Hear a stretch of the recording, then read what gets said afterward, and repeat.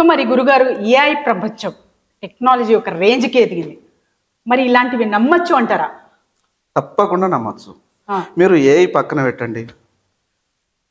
మీరు అర్ధరాత్రి 12 నుంచి 2 గంటల లోపు ఏ టైం అయినా తీసుకోండి. శ్మశానంకు వెళ్ళండి. వెళ్ళిన తర్వాత మీరు ఈ నెగిటివ్ ఎనర్జీ మీరు ఎక్స్పీరియన్స్ చేయాలనుకుంటున్నారు కదా, వెళ్ళి జస్ట్ మీ రక్తాన్ని ఒకసారి చూపించండి. ఇట్లా చేతన్న ఏదన్నా రక్తాన్ని చూపించండి. మీరు ఆ మోహిని, ఆ నెగిటివ్ ఎనర్జీ అది ఏందనేది మీకు చాలా కనబడుతుంది. అంత భయంకరం, మామూలు భయంకరం కాదు అసలు. నువ్వు అక్కడ ఇక వేరే ఒక ప్రపంచాన్ని చూస్తున్నావు. అవునా? ఓ, మరి అంటే ఆ ప్రపంచం చూసిన వాళ్ళు మీరంతా, మరి ఈ లోకం ఎలా కనిపిస్తుంది మీకు? అంటే మనుషులకి ఆ ఎనర్జీస్కి డిఫరెన్స్ మీరు తెలుసుకోగలరా? ఇప్పుడు ఇక్కడ ప్రజెంట్ ఉన్నాము, మీకు ఎలాంటి ఎనర్జీ ఫీల్ అవుతుంది?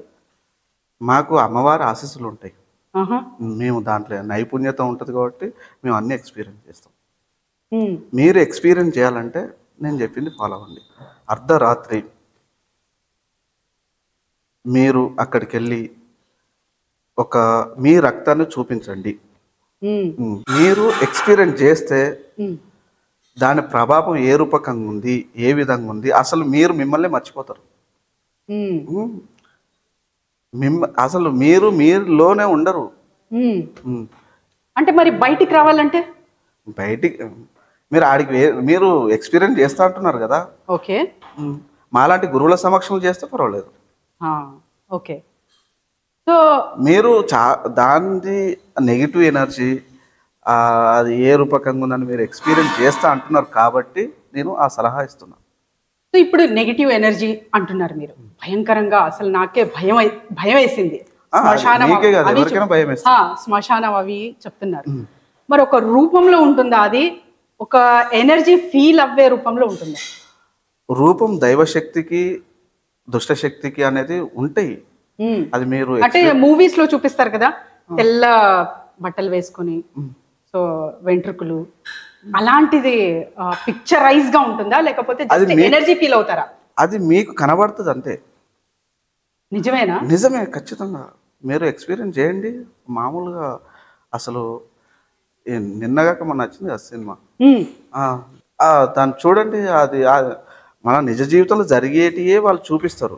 ఓకే, ఇప్పుడు చాలా మంది ఎక్స్పీరియన్స్ చేస్తున్నారు. సో మరి రామ్ గోపాల్ వర్మ, సో గురుగారు, మరి ఇప్పుడు ఒక భయంకరమైన సీన్ అయితే చూసాం మీ ద్వారా, కానీ ఆర్జీవి రామ్ గోపాల్ వర్మ ఇలాంటి మూవీస్ హర్రర్ కానివ్వండి, సో హర్రర్కే బ్రాండ్ అంబాసిడర్ అని వచ్చింది ఒక డైరెక్టర్. తనకెందుకు ఇలా దీనివల్ల ఒక ప్రభావం అనేది కనపడట్లేదు? ఆర్జీవి గారు ఆయన గొప్ప వ్యక్తి. ఆయన ఒకప్పుడు సినీ ఇండస్ట్రీలో మామూలుగా లేదు అతనిది. అప్పటికి ఇప్పటికి చూడండి, ఈ మూవీస్ తీసిన తర్వాత చూడండి అతను ఎటువంటి సిచ్యువేషన్లు ఉన్నారు.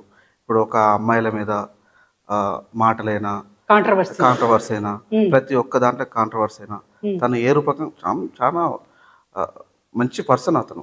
కానీ ఎప్పుడైతే ఇటువంటి హర్రర్స్ మూవీస్ తీశారో అప్పటి నుంచి కూడా తను చేంజెస్ అయిపోయినాయి. తనలో మొత్తం టోటల్ చేంజెస్. అది మోహిని ప్రభావం అనుకోవచ్చా? చెప్పలేము. అది మోహిని ప్రభావమా తన వ్యక్తిగతమని మనం చెప్పలేము. సో మరి ఇలాంటివన్నీ ఒక జాతకంలో ఉంటుంది, ఈ దోషాలు మనం తీసేయచ్చు అన్న సంగతి గురువులకి తెలుసు. కానీ వాళ్ళ దగ్గరికి చేరే వరకే చాలా వరకు డ్యామేజెస్ అయితే జరిగిపోతాయి. సో అది కర్మ రూపం అనుకోవాలా, లేకపోతే ఒక పరిష్కారానికి మార్గం ఇక్కడ ఉంది, కానీ ఏదో ఒక పుణ్యం వాళ్ళు చేసి ఉంటేనే మా దగ్గరకు వస్తారు అన్నది మీరు డిక్లరేషన్ ఇస్తారా? కర్మ అనేది, కర్మ నుంచి దేవతలే తప్పించుకోలేరు. అంటే వారే అనుభవించిండ్రు, అంతకంటే మనం ఎక్కువనమ్మా. మనం కూడా దాని నేచర్ అది అనుభవించాల్సిందే. తను చేసిన కర్మల ద్వారా తను పుణ్యమైన అతను ఎంత పుణ్యం కట్టుకుంటో ఆ స్థితి నుంచి ఆ స్థితి ద్వారా మన దగ్గరికి వస్తారు. సో మరి గురుగారు ఇలాంటి ప్రాబ్లమ్స్ చాలామంది ఫేస్ చేస్తూ ఉన్నారు సొసైటీలో.